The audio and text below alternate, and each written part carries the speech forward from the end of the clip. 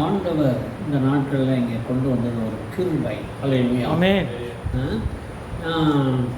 പാസ്റ്ററിനെ വിളിച്ചു, ഇവിടെ ഞായറാഴ്ച ഇങ്ങോട്ട് വരണം. അപ്പോൾ ഞാൻ വെള്ളിയാഴ്ച ഞങ്ങൾ ഒരു സഭയിൽ ഉപവാസിച്ച് പ്രാർത്ഥിച്ചു. അപ്പോൾ ഞാൻ പറഞ്ഞു, സേലത്തിൽ എന്നെ വിളിച്ചു ഈ നാട്ടിൽ, പാസ്റ്റർ വിളിച്ചു. അപ്പോൾ രണ്ട് ബുക്കും വെച്ചിട്ട് ഞാൻ എവിടെ ചെല്ലണമെന്ന് ചൊല്ലി കർത്തർ എന്നെ അയക്കുന്ന സ്ഥലത്ത് പോകാം എന്ന് പറഞ്ഞിട്ട് ഞങ്ങൾ പ്രാർത്ഥിച്ചു. അപ്പോൾ പാസ്റ്ററുടെ മുഖം കാണിച്ചു. ഹല്ലേലൂയ. അതിനുകൂടി ഞാൻ இங்கே வந்தது. உடனே ஒன்று மட்டும் நான் உங்களுக்கு தீர்ச்சியாயிட்டு சொல்கிறேன். இந்த வேதத்தினுடைய சத்தியங்களை உங்களுக்கு நிறைய போதிக்கக்கூடிய ஒரு டீச்சிங் மினிஸ்ட்ரி. ஹல்லேலூயா. அதை பாஸ்டர்னால செய்ய முடியும். ஹல்லேலூயா. ஆனால் பாஸ்டருக்கும் மேலாக ஒரு பாஸ்டர் உண்டு, ஆவியானவர். ஹல்லேலூயா. அந்த ஆவியானவர் என்ன நமக்கு சொல்வார்? அந்த ஆவியானவர் என்ன பயனாடா? நீங்கள் வந்திருக்கக்கூடிய ஒவ்வொரு வித்தியனுடைய இதயத்தினுடைய ஆகிரகங்கள், அவருடைய வேதனைகள், அவருடைய சிந்தைகள் என்ன, அதிலிருந்து அவர்கள் மீண்டெடுக்கிறதுக்கு என்ன வழிகள், இவைகளெல்லாம் வரையினவரா பரிசுத்தாவி. அந்த பரிசுத்தாத்மா நம்மளோட கூட சம்சாரிக்க முடியாது. அந்த பரிசுத்தாவியை நம்மளோட வார்த்தைகளை கொடுத்து உங்களை தேற்றி என்ன உங்களுக்கு தேவ ஆலோசனைகளை நல்கும்படியாய் கண்களை மூடி பிரார்த்திக்கிறோம். மகிமைக்கு பாத்திர நீதானையா, மாட்சிமை நிறைந்தவர் நீதானையா. மகிமைக்கு பாத்திர நீதானையா, மாட்சிமை நிறைந்தவர் நீதானையா. மகிமை மகிமை மகிமை தேவதேவனுக்கே மகிமை. மகிமை மகிமை மகிமை தேவதேவனுக்கே மகிமை. மகிமைக்கு பாத்திர நீதானையா, மாட்சிமை நிறைந்தவர் நீதானையா. மாட்சிமை நிறைந்தவர் நீதானையா. சீனாய் மலையில் இறங்கின மகிமை, தேவ மனிதனோடு பேசின மகிமை. சீனாய் மலையில் இறங்கின மகிமை, தேவ மனிதனோடு பேசின மகிமை. கட்டளை தந்தது மகிமை, உமக்கரத்தால் எழுதிய மகிமை. கட்டளை தந்தது மகிமை, உங்க கரத்தால் எழுதிய மகிமை. மகிமை மகிமை தேவதேவனுக்கே மகிமை. மகிமைக்கு பாத்திர நீதானையா, மாட்சிமை நிறைந்தவர் நீதானையா. மாட்சிமை நிறைந்தவர் நீதானையா. மறுரூபமலையில் இறங்கி வந்த மகிமை, மாமனிதன் மோசே எலியாவோடு பேசின மகிமை. மறுரூபமலையில் இறங்கின மகிமை, மாமனிதன் மோசே எலியாவோடு பேசின மகிமை. பேதையாம் பேதுருவை பெரிய காரியம் செய்ய வைத்த மகிமை. மகிமை மகிமை மகிமை தேவதேவனுக்கே மகிமை.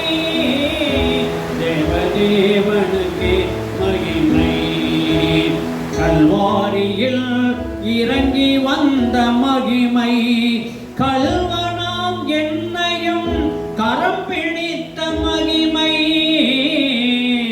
கல்வாரியில் இறங்கி வந்த மகிமை, கல்வனாம் என்னையும் கரம் பிடித்த மகிமை.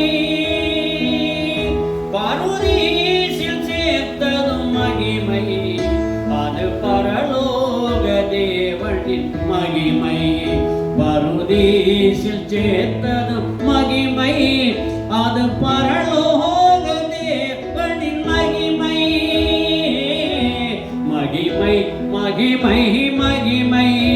தேவதேவனுக்கே மகிமை, தேவதேவனுக்கே மகிமை.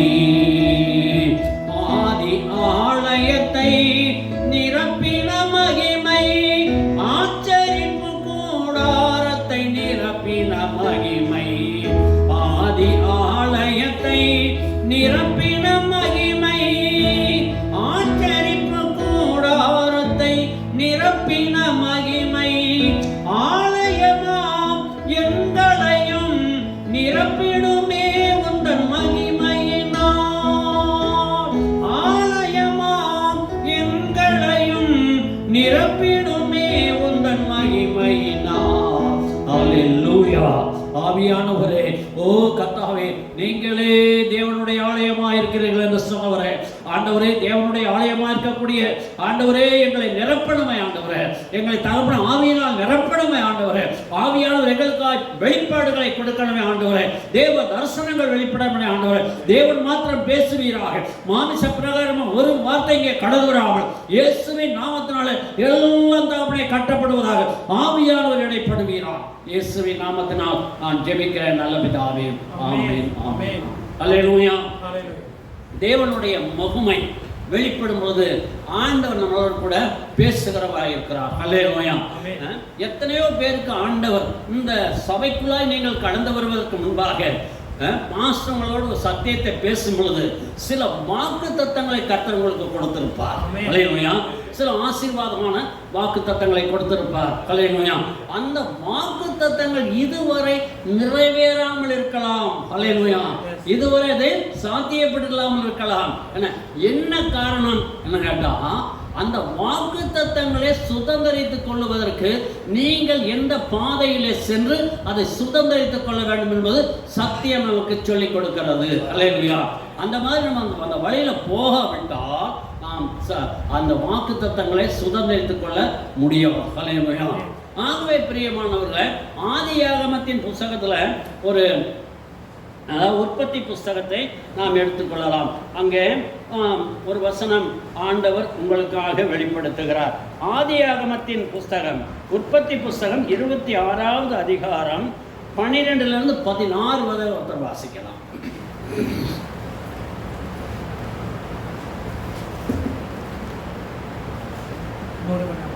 உற்பத்தி புஸ்தகம் 26வது அதிகாரம் 12 முதல் 16. ഇസഹാക്ക് ആ ദേശത്ത് വിതച്ചു. ആ ആണ്ടിൽ 100 മേനി വിളവ് കിട്ടി. യഹോവയെ അനുഗ്രഹിച്ചു. അവൻ വർദ്ധിച്ചു വർദ്ധിച്ചു മഹാധനവാനായി തീർന്നു. അവൻ ആട്ടിൻകൂട്ടങ്ങളും വളരെ ദാസിദാസന്മാരും ഉണ്ടായിരുന്നതുകൊണ്ട് ഫെലിസ്ത്യർക്ക് അവനോട് അസൂയ തോന്നി. എന്നാൽ അവന്റെ പിതാവായ അബ്രഹാമിന്റെ കാലത്ത് അവന്റെ പിതാവിന്റെ ദാസന്മാർ കുഴിച്ചിരുന്ന കിണറുകളൊക്കെയും ഫെലിസ്ത്യർ മണ്ണിട്ട് നികത്തിക്കളഞ്ഞിരുന്നു. അബിമേലെക്ക് ഇസ്ഹാക്ക്, നീ ഞങ്ങളെക്കാൾ ഏറ്റവും ബലവാനാകൊണ്ട് ഞങ്ങളെ വിട്ടുപോകുക എന്ന് പറഞ്ഞു. അങ്ങനെ ഇസ്ഹാക്ക് അവിടെ നിന്ന് പുറപ്പെട്ട് ഗേരാർ താഴ്വരയിൽ കൂടാരമടിച്ച് അവിടെ പാർത്തു. തന്റെ പിതാവായ അബ്രഹാമിന്റെ കാലത്ത് കുഴിച്ചതും അബ്രഹാം മരിച്ച ശേഷം ഫെലിസ്ത്യർ നികത്തിക്കളഞ്ഞതുമായ കിണറുകളെ ഇസ്ഹാക്ക് പിന്നെയും കുഴിച്ച് തന്റെ പിതാവ് അവയ്ക്കിട്ടിരുന്ന പേര് തന്നെ ഇട്ടു. ഹല്ലേലൂയ. பாருங்க, அபிரகாமுடைய ஆசீர்வாதங்கள் அநேகமாக இருந்தது. ஹல்லேலூயா. ஆமென். அபிரகாமுடைய ஆசீர்வாதங்கள் மிக பெரிதாக இருந்தது. என்ன காரணம்? ஈசாக்குடைய ஆசீர்வாதங்கள் மிக பெரிதாக இருந்தது. ஒரு தகப்பனான மனுஷன் எந்த அளவுக்கு தெய்வத்தில் வந்து ஜெபிக்கிறானோ, எந்த அளவுக்கு கர்த்தருக்கு உண்மை உள்ளவனா ஜெபிக்கிறானோ, அவனுடைய மக்கள் ஆசீர்வதிக்கப்படுவார். ஹல்லேலூயா. ஹல்லேலூயா. சரிங்களா? இப்போ அபிரகாம் கர்த்தருக்கு பிரியமானவனாக இருந்தான். கர்த்தர் தானே கர்த்தர் அவனுக்கு வாக்களித்ததெல்லாம் செய்தார். உண்மையும் உத்தமமான ஜீவிதம் இருந்தபடியால் ஈசாக்கு ஆசீர்வதிக்கப்படுகிறான். ஹல்லேலூயா. ஆனா ஒரு ஆண்டவர் வந்து ஒரு மனுஷனை ஆசீர்வதிக்க துவங்கினார், ஆசீர்வதிக்க தீர்மானித்தார். அந்த ஆசீர்வாதம் ஒரு ஆளுக்கு மாத்திரம் பிடிக்காது, பிசாசுக்கு.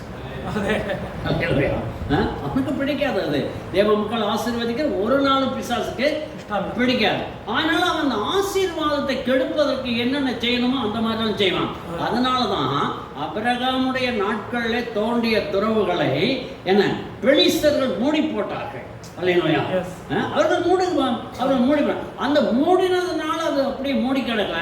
அதை திரும்பவும் ஈசாக்குடைய வேலைக்காரர்கள் தோண்டி அங்கே நீரூற்றை கண்டார்கள். அல்லேலூயா. அல்லேலூயா. அதே மாதிரி தான் உங்களுக்கு கொடுக்கப்பட்ட ஆசீர்வாதங்கள் ஜெபக்குறைவினாலும் மனபேதத்தினாலும் சில சமயங்களில் குடும்பங்களில் பிரச்சனை வந்துடும்.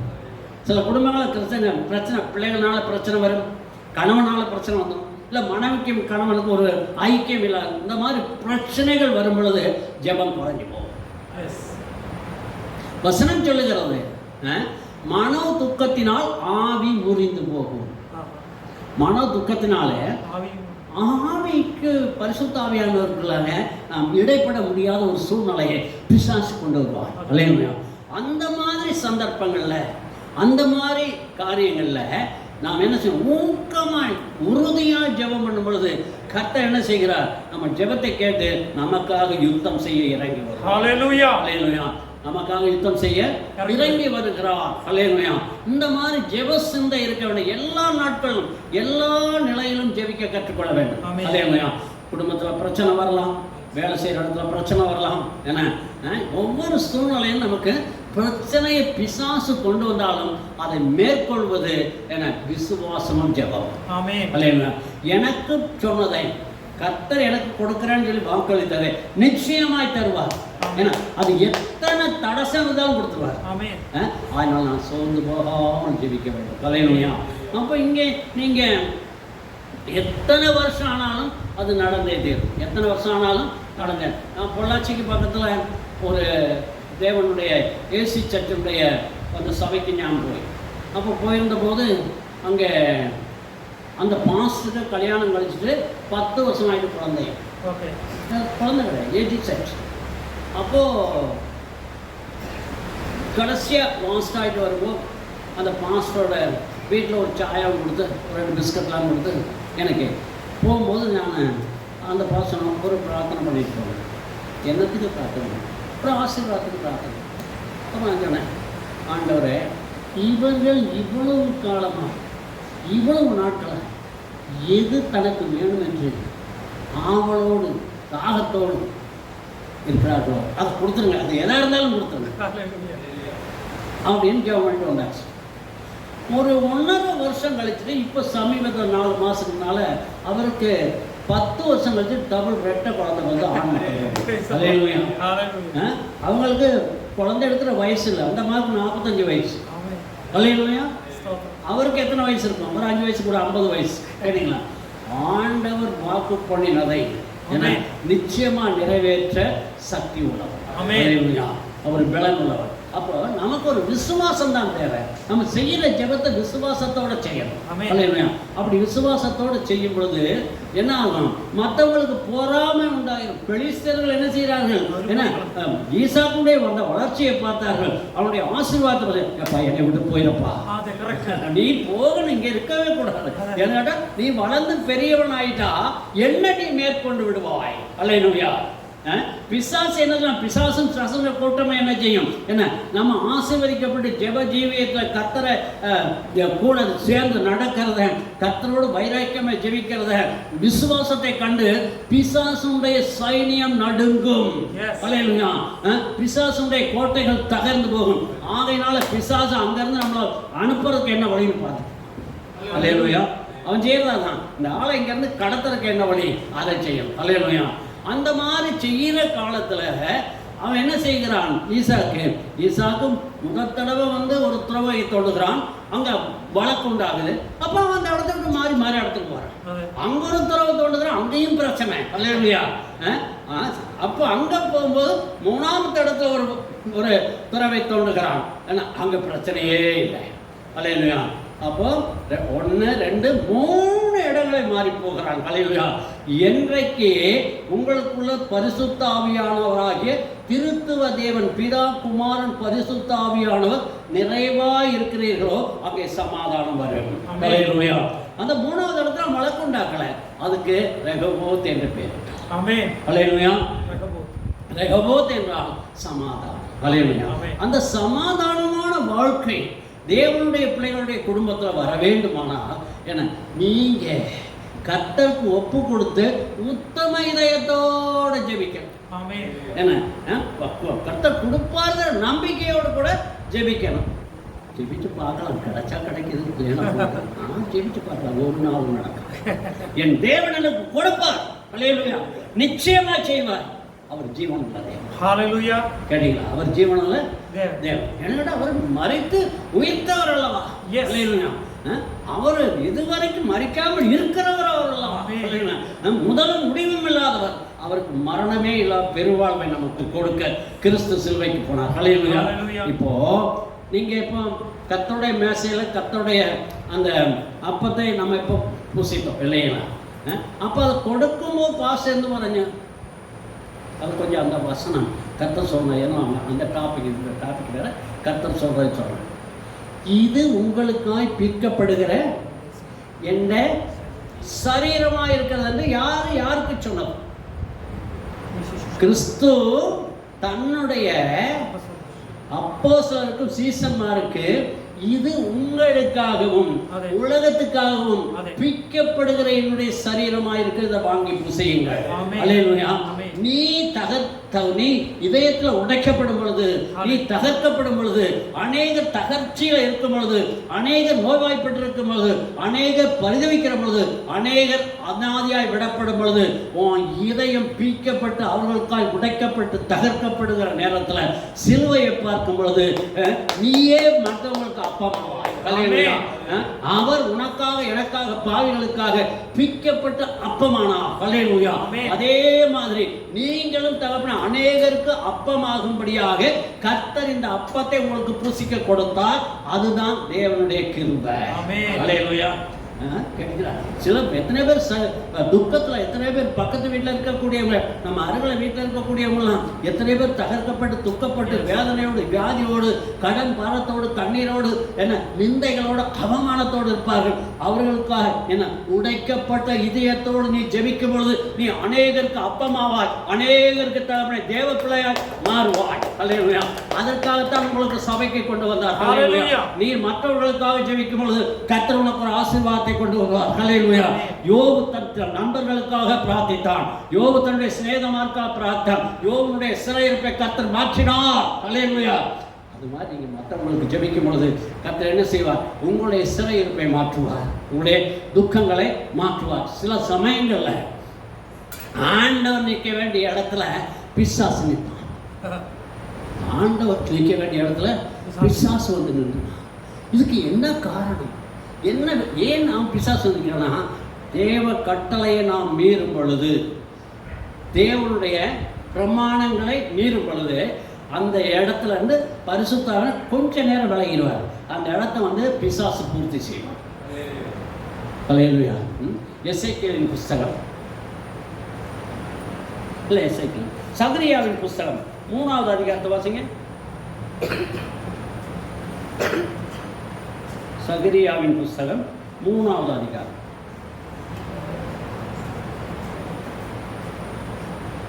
3:1. சகரியா.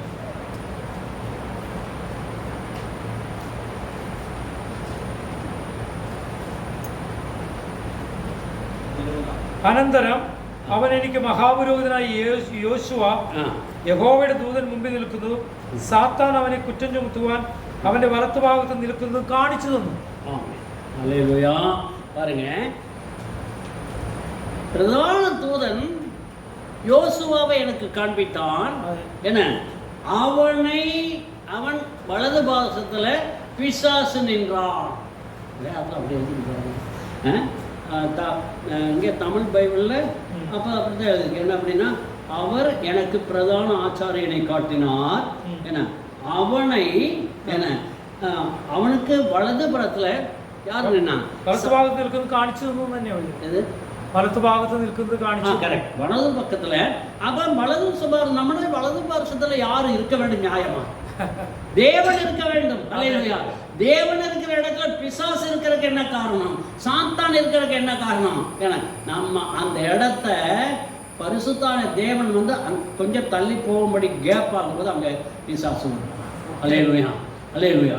இப்போ நீங்க ஆதாம் நல்லவனா கெட்டவனா? ஆதாம் நல்லவரா கெட்டவரா? நல்லவனாയിരുന്നു. நல்லவனாയിരുന്നു.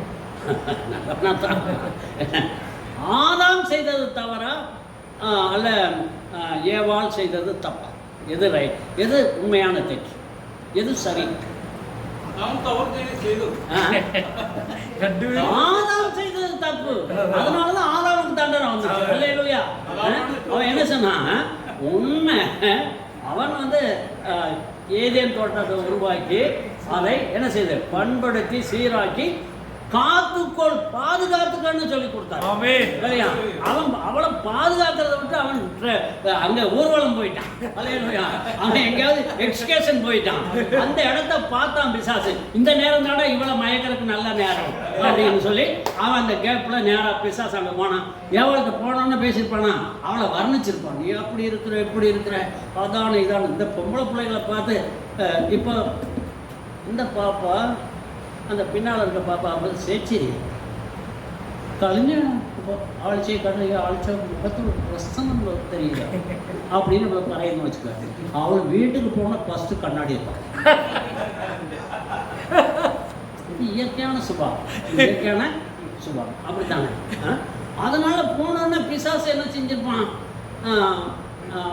ஏவாள்கிட்ட நல்லா இருக்கியாம்மா, எப்படி இருக்க, என்ன விசேஷம் ஆகி போய் அப்படின்னா உங்களை எல்லாம் எப்படி வைக்கணும்னு சொல்லி நீ எப்படி இருக்க வேண்டியா, நீ எங்கே இருக்க வேண்டியா, உன்னைய கூட இந்த தோட்டத்தில் விட்டு இந்த மாதிரி இந்த ஆண்டவர் இப்படியெல்லாம் உங்களை கஷ்டப்படுத்துறாரு. ஏன்னா அவர் ஸ்தானத்தில் உட்கார்றதுக்கு ஒன்று தகுதி இருக்குது.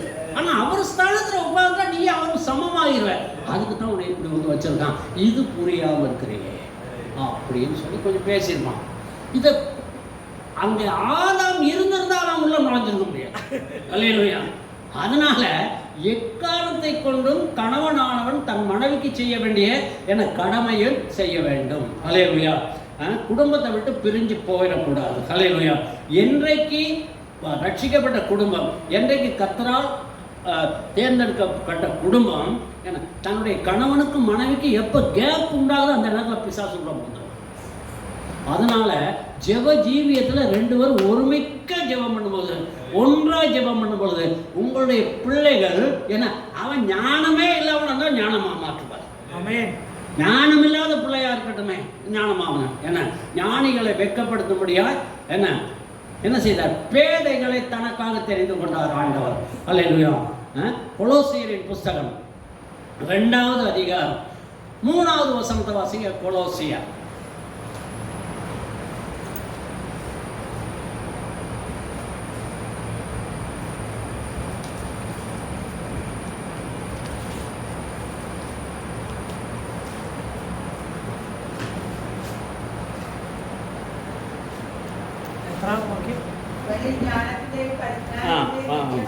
ஒருவன் ஞானத்திலும் அறிவிலும்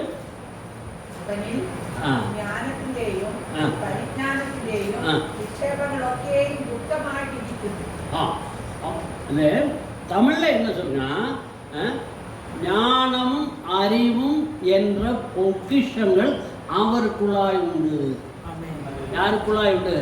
கிறிஸ்துவுக்குள்ளாய் இருக்கிறது. அல்லேலூயா. என ஞானம் இல்லாதவன் என கிறிஸ்துவை நோக்கி பார்த்து உண்மையாய் அர்ப்பணித்தால் ஞானம் இல்லாதவனுக்கு ஞானம் கடந்து வரும்.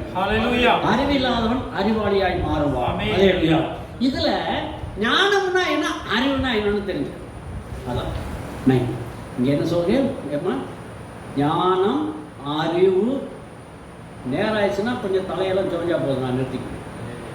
சபையில் சில பேருக்கு ரொம்ப டைம் இருக்கும். அவங்க அங்கேருந்து வருவாங்க. எப்படி இத்தனை மணிக்கு போகிறோம், இத்தனை மணிக்கு முடிஞ்சால் அடுத்த ப்ரோக்ராம் அங்கே இருக்கும். வீட்டில் யாராவது முடிஞ்சு சொல்லிட்டு வந்துருப்பாங்க. நான் இத்தனை மணிக்கு விட வீட்டில் கேட்பேன். நீங்கள் இத்தனை மணிக்கு வந்தால் நமக்கு கூட சாப்பிடலாம்.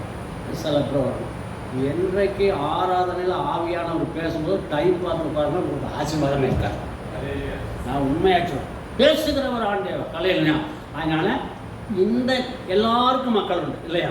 உங்கள் மக்கள் ஞானவான்களாகவும் அறிவாளிகளாகவும் உலகத்தை தேர்ந்தவர்களாக வர வேண்டுமானால் கல்வி மிக அவசியமாக இருக்கிறது. படிப்பு படிப்பு படிப்புக்கு மலையாளத்தில் என்ன சொல்ல தெரியல, வித்தியாசம் இல்லையா?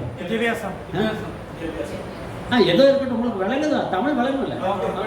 அதில் மேலே வரணும்னு சொன்னால் உங்கள் பிள்ளைகள் அறிவாளிகளாய், தேர்ந்தவர்களாய், ஞானிகளாய், உயர்ந்தவர்களாக வேண்டுமானால் ஞானத்தையும் அறிவையும் கொடுக்கக்கூடிய கிறிஸ்து உள்ளே இருக்க வேண்டும். அல்லேலூயா.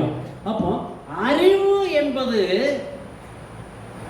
கலாசாலையில், காலேஜில், பள்ளிக்கூடத்தில் டீச்சர்ஸ் மாதிரி கற்றுக் கொடுத்துறது அறிவு. அல்லேலூயா. இந்த அறிவுக்கு மேலே ஒன்று இருக்கு, ஞானம். அது பரத்திலிருந்து பரிசுத்த ஆவியானவர் கொடுத்தது. அந்த அந்த ஞானமாகிய பரிசுத்த ஆவியானவர் உனக்குள்ளாய் வந்து விட்டார், உன் பிள்ளைகளுக்குள்ளாய் வந்து விட்டார். என அறிவு என்பது தானாய் வரும், தானாய் கொடுப்பார். ஞானத்தை பெறாமல் அறிவை பெற்றுக்கொள்வது அரிதான காரியம். அல்லேலூயா. எத்தனை பேர் நீங்கள் உங்கள் பிள்ளைகளை கண்டிஷனாக ஜெபிக்கணும்? கண்டிப்பாக ஒரு நாளைக்கு ஒரு அதிகாரத்தை வாசித்து சொல்லணும்னு சொல்லி எத்தனை பேர் கண்டிஷன் பண்ணியிருக்கிறீங்க? சொல்லுங்க தாய்மார். யாராவது இருக்கிறீங்களா? யாராவது இருக்கிறீங்களா?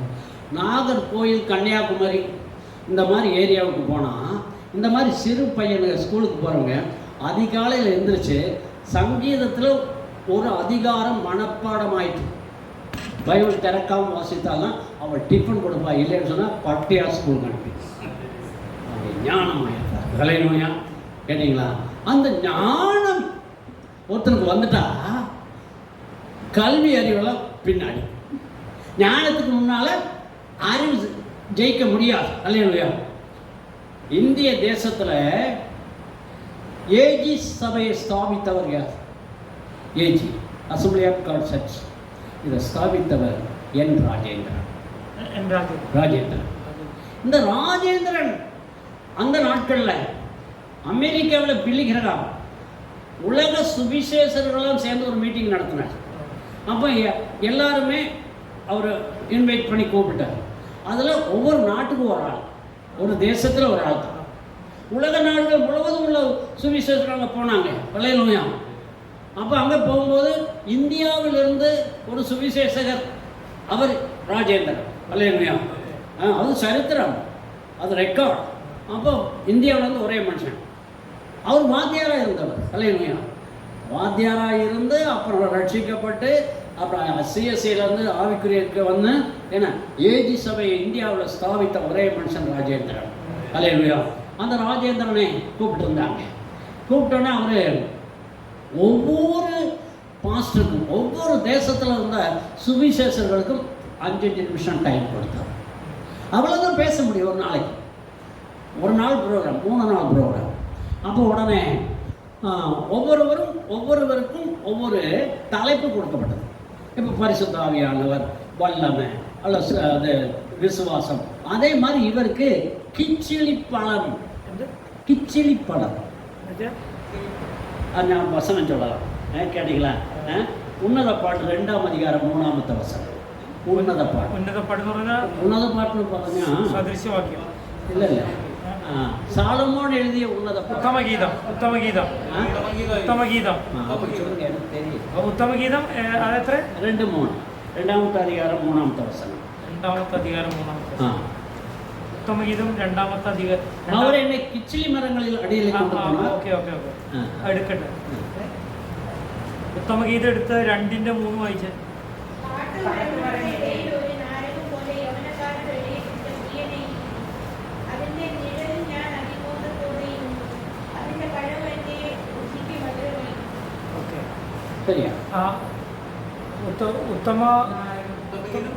ഉത്തമഗീതം 2:3 വായിച്ച. അതെ വായിച്ചതിനെ தமிழ்ல வாசிக்கட்டே? வாய்ச்சி தமிழ். அப்போ அது உங்களுக்கு இன்னும் கூட சரிங்களா?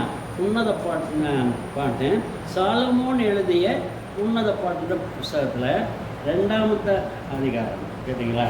2:3 அது நான் வாசிக்கலாம். அதே மாதிரி அங்கே வசனம் சொல்கிறது 2:3.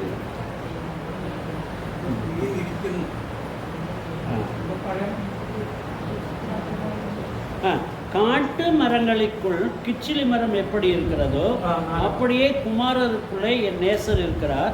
அதன் நிழலிலே வாஞ்சியாய் இருக்கிறேன், அதன் கனி என் வாய்க்கு மதுரமாய். அதானே? அப்போ அப்போ அவருக்கு கொடுக்கப்பட்ட தலைப்பு இந்த கிச்சிலி பாலம். இதை பற்றி எவ்வளோ நேரம் பேசணும்? 5 minutes பேசணும். அவர் அந்த தலைப்பில் பேசினார் ராஜேந்திரன். அப்போ அவர் பேசின அந்த தொடர்ச்சியை அந்த 5 நிமிஷத்துக்குள்ள முடிக்க முடியல. அப்போ அவர் பாருங்க, இது 3 தவசம் விட கான்ஃபரன்ஸும் நடக்கணுண்டு. இதனுடைய தொடர்ச்சியை தேவனுக்கு சித்தமான நான் நாளைக்கு பேசுகிறேன் அப்படின்னு. உடனே பிள்ளைகிராம் வந்து மேடைக்கு வந்துட்டு இதை குறித்து நீங்கள் இந்த தலைப்பில் எவ்வளோ நேரம் பேசுவீங்க அப்படின்னு. எவ்வளோ நேரம் உங்களால் பேச முடியும்? தொடர்ச்சியாக பைபிளை கீழே வைக்காம 3 நாளாம் சார் 3 தவசம் பிரசங்கிக்கும். அத்தனை சரக்குகள் இதில் இந்த ஒரு கிச்சிலி பழம்னா என்ன தெரியுமா?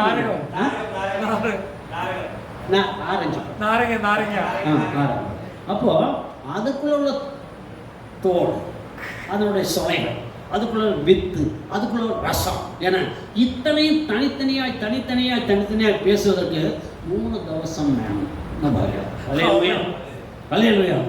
அப்போ உடனே அவருக்கு மறுநாள் 1 மணி நேரம் சமயம் கொடுத்தாங்க. 1 மணி நேரம் டைம் கொடுத்தாங்க.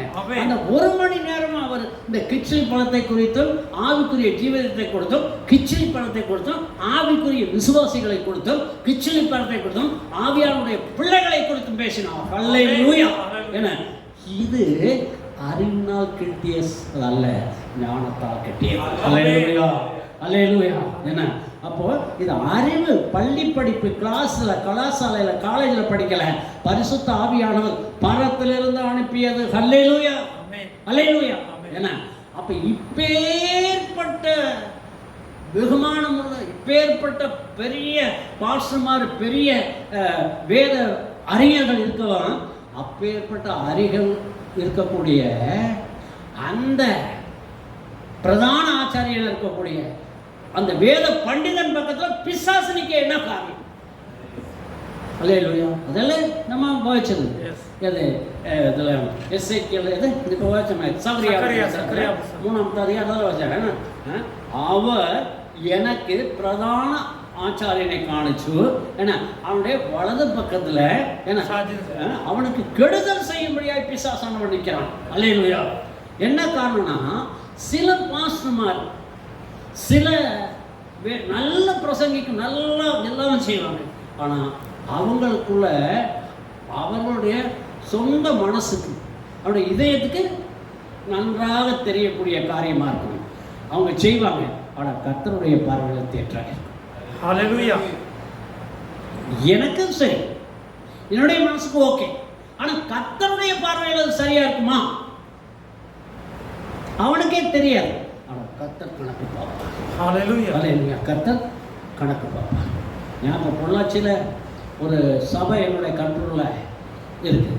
என்னுடைய கண்ட்ரோலில் கொடுத்துருக்காங்க. அந்த அது பெரிய சபை. இவ்வளவு நேரம் கரெக்டாக இதில் நான் நிற்கிற ஸ்தலத்துலேருந்து அந்த அற்றமுறையால் செவ்வறு வரையும் அகலம் பார்த்து குறவாயம். அகலம் எத்தனை உண்டுன்னா நீங்கள் நம்ம இருக்கிற மாதிரி எத்தனை பேர், ஒரு 200 பேர் இருக்கா, இல்லை 150 பேர் இருக்கான். அங்கே அது தகர்ந்து ஒன்றும் இல்லாமல் ஒரு ஆளும் அங்கே போகாமல் இருக்கு. இப்போ கர்த்தர் என்னுடைய இதயத்தில் பேசினது இப்படி பூட்டியே கிடக்கிறது. ஒரு சந்தர்ப்பம் அது சொல்லும்போது பெரிய கதை. அப்போது இதெல்லாம் ஏன் இப்படி ஆச்சுன்னு விசாரிக்கும் பொழுது, அந்த சபையை ஸ்தாபித்த மனிதன், அந்த சபையை கட்டின மனிதனுக்கு அந்த பொள்ளாச்சி ஏரியாவில் அவங்க ஃபுல் காஸ்பிள் ட்ரஸ்ட்டுன்னு ஒரு ட்ரஸ்ட் உண்டாக்கி, அந்த ட்ரஸ்ட்டுக்கு 60 ஏக்கர் இருந்தது, 13 சபைகள் இருந்தது. அல்லேலூயா. அவர்கள் வந்த பணத்தை எல்லாம் சரியாக கணக்கு வைக்காம தெற்றாய்த்து சில காரியங்கள் செஞ்ச பொழுது கர்த்தர் அந்த சபையை உடைத்தார், தகர்த்தார். அல்லேலூயா. அப்போ என்ன ஆகி போச்சு? அந்த மனுஷன் மரிச்சு. அல்லேலூயா. அது மாத்திரமல்ல, அந்த கட்டிய மனுஷனுடைய மகன், ஏன்னா அவனுக்கு ஒரு பாரியா, ஒரு மகன், ஒரு மகள். மகன் எருசலேமில், அவன் பைபிள் காலேஜ் வந்து எருசலேமில் பாஸ்ட் ஆகிருக்கு. அந்த மகனோட மகன் சரிங்களா. ஒரு மகள், அவள் ஈரோட்டில் இருக்கு. பாஸ்டர்லாம் நான் காணிச்சு தரேன். அவள் ஈரோட்டில். கேட்டீங்களா? அப்போ ഈ പാസ്റ്റർമാർ എന്താ നല്ല കേസിയോ വാസിക്കുന്നവൻ സഭയിൽ நல்ல பாட்டு பாடுறான்.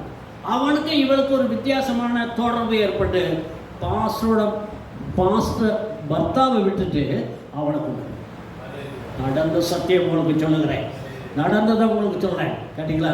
பிசாசு பொல்லாதவங்கிறதுக்காக சொல்றேன். அல்லேலூயா. இந்த வருத்தத்தினா, இந்த சங்கடத்தினா என்ன அந்த மேனேஜிங் டைரக்டராக இருந்த அந்த ட்ரஸ்டுடைய மேனேஜிங் டைரக்டர் அந்த பையன் தான், ஸ்தாபகருடைய மகன். அவன் பார்த்தான், இனி தலை காட்டுறது அவமானமாக இருக்குன்னு சொல்லி அந்த 13 சபை நடத்துகிற ஒவ்வொரு பாஸ்டரும் போய் அவருடைய பேருக்கே கம்ப்ளீட் ஆகிட்டு எழுதி கொடுத்து, நீங்களே வச்சுக்கோங்க இந்த இடம்லாம், நீங்களே வந்துங்க. அந்த 60 ஏக்கரை விற்று தன்னுடைய சகோதரமாக எல்லாருக்கும் பிரித்து காசாயிட்டு கொடுத்து அவன் ஒரு வாரம் கழிச்சு அப்படியே படுத்து ஒன்றும் செய்யல, தானாக மரணம் அடைச்சு அவன் மறைச்சு போயிடுச்சு. கேட்டீங்களா? அதுக்கு பிற்பாடு இந்த சபையை கவனிக்கிறதுக்கோ ஆள் இல்லை. இப்போ ஞான் இந்த பக்கத்தில் நம்மளோட வீடு வாடகைக்கு நான் வாழ்த்தாளர் ஞான போக்குவரத்தாக இருக்கும்போது இப்படி ஒரு சபை இப்படி அடைச்சி கிடக்க இத்தனை ஆள் இருக்கலாம்னு சொல்லி அதை திறந்து அதோட கீ என்கிட்ட கொடுத்தாங்க.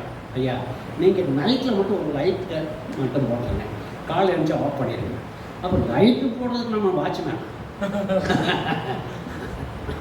இல்லை கேட்டிங்களா? அதனால் நான் இங்கே ஜெபம் பண்ணணும். ஒரு 5 குடும்பம் 10-15 பேர் வரேன். ஆனால் அந்த சபையில் ஒரு கசாலங்குடி இருக்கானே அத்தனை பேரும் என்ன பண்ட காலத்தில் அவரோட அந்த ஸ்தாபகர் வாங்கினாரே 40 வருஷத்துக்கு முன்னால் அந்த பாய் தான் இருக்குது, நாராக கிழிச்சு அதை வெளிச்சு போட்டு உட்காருவாங்க எல்லாரும். நான் சொல்கிறேம்மா, என்ன காரணம் அப்படின்னா இந்த சபை வளர்ந்து 13 சபை 26 ஆகி 26 42 ஆகும்போது பிசாசுக்கு பிடிக்காது. அப்போ என்ன பண்ணுவான்? இதை உடைக்கிறதுக்கு என்ன வழி?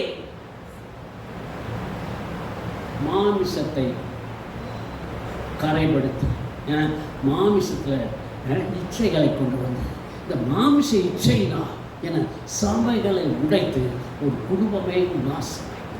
அல்லேலூயா. அப்போ என்ன அப்படின்னா, என்ன காரணம் அப்படின்னா அவர்கள் சரியான கணக்கு வைக்கல. அவர் என்ன சொல்கிறார்? அந்த சபையோட அந்த ஐயா மரித்த ஐயாவுடைய மகளை கட்டின மருமகள் அவர் என்ன, அவர் இந்த ஆந்திராக்கார், ஆந்திராவில் 18 சபை இருக்கு அவருக்கு. கேட்டீங்களா? அவர் என்ன சொல்லுவார்? எந்த அம்மாமன் இதை ஸ்தாபிச்சு அவருடைய மகன் மறிச்சு அவரோட பாரு வேறவரோடு போய் ரெடியா. இதெல்லாம் நடக்கிறதுக்கு என்ன காரணம்? சத்தியமான சரியான கணக்கு இல்லை, கத்த கணக்கு பார்க்குறது. அல்லேலூயா. இந்த மாதிரி அவைனால இந்த மாதிரி சின்ன சின்ன தெற்றுகள் பண விஷயத்தில், பண காரியங்களில் என்ன ஸ்தாபகர்கள் ஸ்தாபனத்தை நடத்தக்கூடியவர் எல்லாம் சரியாக இல்லாவிட்டால் கர்த்தர் கணக்கு தீர்ப்பார். ஒரு பாஸ்டரோட நிலைமையே எப்படி இருந்தா விசுவாசி சரியா இருக்கலாம் இல்லாமல் இருந்தால் எப்படி? அல்லேலூயா. அல்லேலூயா. செய்யணுமா இல்லையா? உங்கள் பாஸ்டர் சொல்கிறார், கேட்டீங்களா? நீங்கள் தசம பாகத்திலையும் ஜெபத்திலையும் எல்லாத்துலேயும் சத்தியம் உள்ளவர்களாக இருக்கணும்னு நம்ம போதிக்கிறோம். இங்கே நின்று தான் சொல்கிறோம், கர்த்தர் தான் சொல்கிறார், மல்கியாவில் அவர் தான் சொல்கிறார். அல்லேலூயா. என்ன போதிக்கிற நான், பேசுகிற நான் முதல்ல அந்த சத்தியத்தை கடைப்பிடிக்காவிட்டால் அதை பேசாது இருப்பாயா? பரிசுத்தவனாய் நான் சொல்கிறேன், நீங்கள் பரிசுத்தவனாயிருங்க. நான் கையில் சொல்கிறேன், ஒரு வேலை தான் நீட்டேன், 4 வேலை என்ன பண்ண முதல்ல நீ பரிசுத்தவனாக்குன்னு சொல்கிறேன். நான் என்னை சீர்படுத்தி கொண்டு என்னை பரிசுத்தவனாய் மாற்றிக்கொள்வது என்ன? நான் கர்த்தருக்காக இருக்கும்பொழுது பாச சொன்னாரே, முகத்துலேருந்து ஒரு பிரசவம், நீங்கள் பேசுனது இந்த முகத்துலேருந்து ஒரு பிரசவம் வர வேண்டுமானால் கேட்டீங்களா? பரிசுத்தராயிருங்கள் என்று சொல்லுகிற நான் பரிசுத்தமாக இருக்கும் பொழுது என் முகத்தில் இருக்கிற பிரசனம் உங்களுக்குள்ளாய் வந்து மூடி உங்களை உலகத்தில் பிரகாசிக்கும். அல்லேலூயா. அதுதான் சபைக்கு வரக்கூடிய. அல்லேலூயா. இருள் பூமியை மூடும். வசனம் இருக்கா? ஏசாயாவில் இருள் பூமியை மூடும், காரிருள் ஜனங்களை மூடும், ஆனால் உன் மீது கர்த்தர் உதிப்பார். அல்லேலூயா. இருக்காமா? இருக்கா? என்ன அப்ப என்ன காரணம்னா உலகமே பாவத்தில் இருக்கட்டும், அல்லேலூயா.